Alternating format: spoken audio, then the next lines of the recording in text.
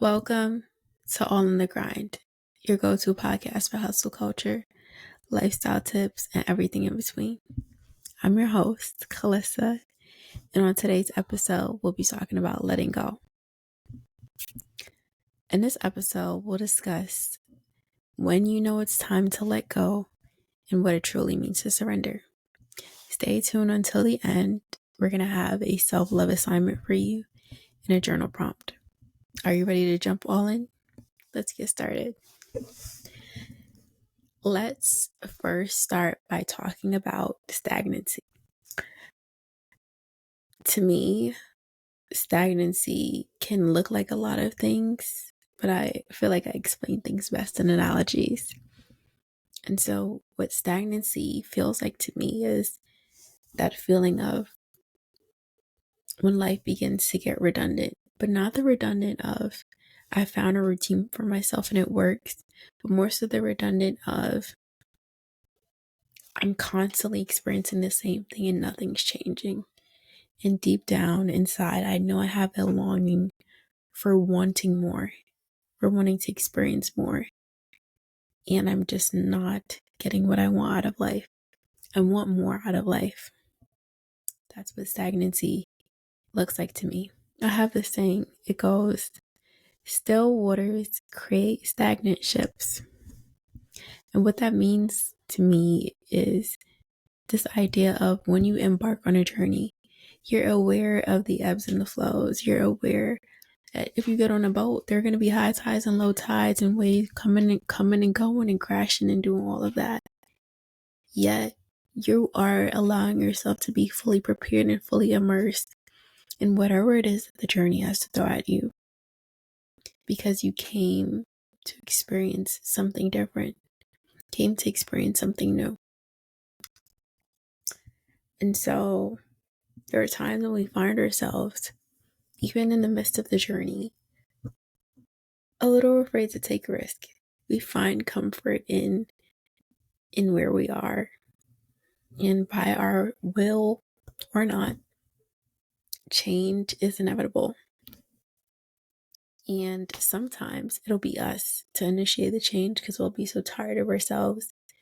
We want something to be different. Other times it'll be due to external factors. But whether we like it or not, something has got to change. Nothing changes if nothing changes. Now, I have some questions for thought. The first one is, have you ever felt like you were stuck in a rut? What did that feel like for you? For me, I can answer that by saying, I know I'm stuck in a rut when I'm dissatisfied with life. I'm tired of what it is that I'm seeing and experiencing on a day-to-day. And I'm fed up. And that's usually when I'm like, it's time for a change, no matter how small. The next question is, what are some signs in your life that indicate that it's time for change? Think about it. The next question is, when was the last time you took a significant risk and how did that turn out? For me, I can answer that. It's kind of what I'm going through right now. I uprooted myself from an environment that I was comfortable in, and I had, let's say, a lot of coping mechanisms in this set environment because I spent so long there. And I uprooted myself from that environment, planted myself in a completely different environment, and I expected myself to thrive. Just because I'm like, maybe it's my environment. I did change my environment. But I later recognized I too had to change. I couldn't take my same habits with me, my same ideologies with me. The me that I was before had to die for the me who I am now to be born. My next question is, how do you usually respond when unexpected changes happen in your life? Now, I'm going to be very honest here. One thing about me is I am going to cry in private, always in private. for the most part. And I have a saying, and it's like, be with that shit and let it go. So what be with that shit and let it go is, it's honoring your feelings, allowing yourself to feel what you're feeling, but knowing that you can't stay there. And so knowing that, like, at the end of this good cry session, pull myself up by the bootstraps and do what I need to do. And that's really what that looks like.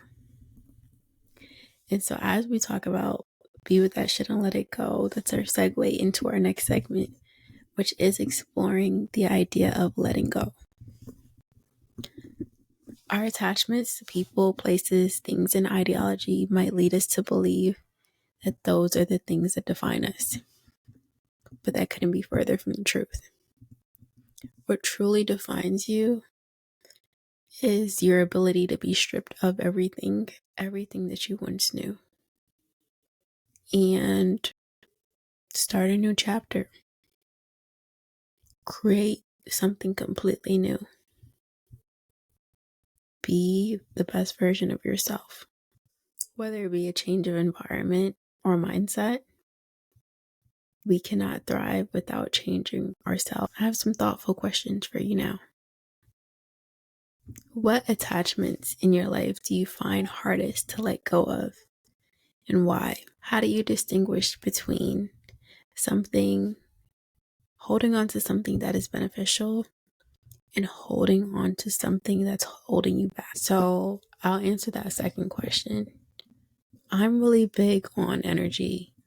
And so if I feel a certain way based on my interactions, whether it be in a certain setting with a certain person, and I feel anxious, saddened, exhausted, like, if I feel emotions that I might equate to negativity, and also, especially if this is a common thing, I'll have a second to really evaluate what's going on in that relationship, or what's going on with me in this environment, and maybe recognize that that is not what is aligned for me.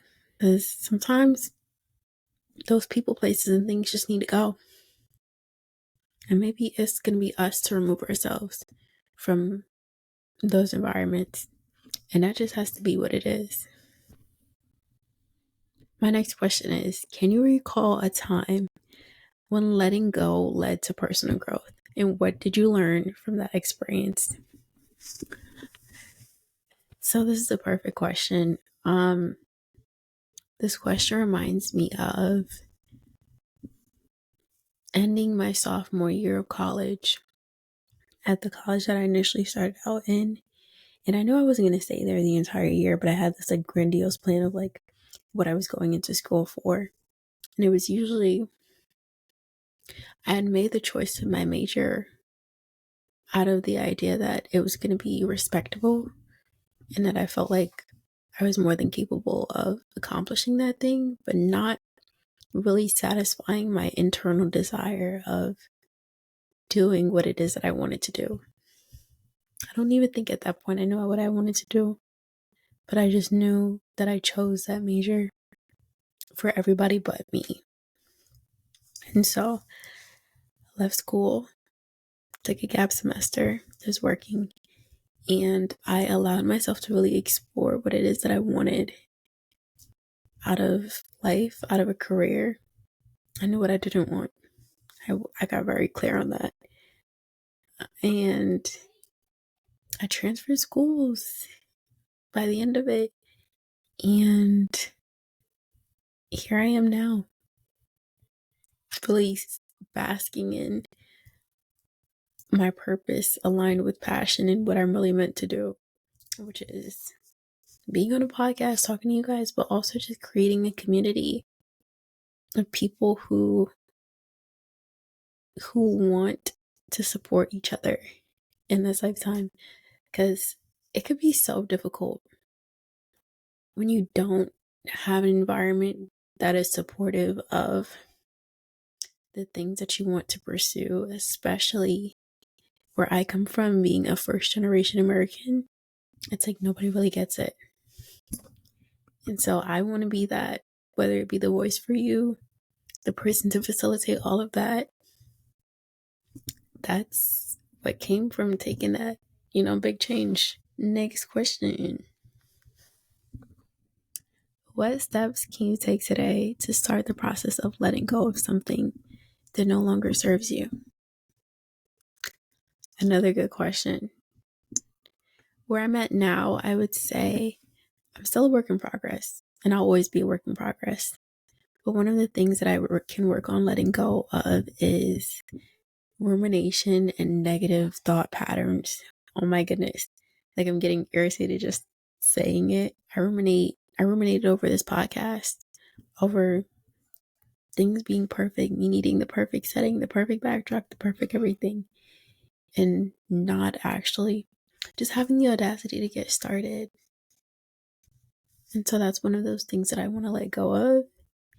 And I'm going to be so relieved when this first episode drops, because I'm just going to be like, oh my gosh, I did it. Finally. But to conclude and to wrap up, today we've discussed the importance of recognizing stagnancy and the necessity of letting go to allow for growth and change. Remember, your attachments don't define you. Our ability to adapt and evolve does. This week's journal prompt. Write about a time when you felt stagnant. What changed or what needs to change to move forward? Your self-love assignment. Take one small step towards letting go of something that no longer serves you. It could be a habit, a thought pattern, or even decluttering your space. Thank you for tuning in to All of the Grind, and thank you for allowing me to be part of your day or night whenever you're watching or listening to this. And I hope you take care of yourself. I love you.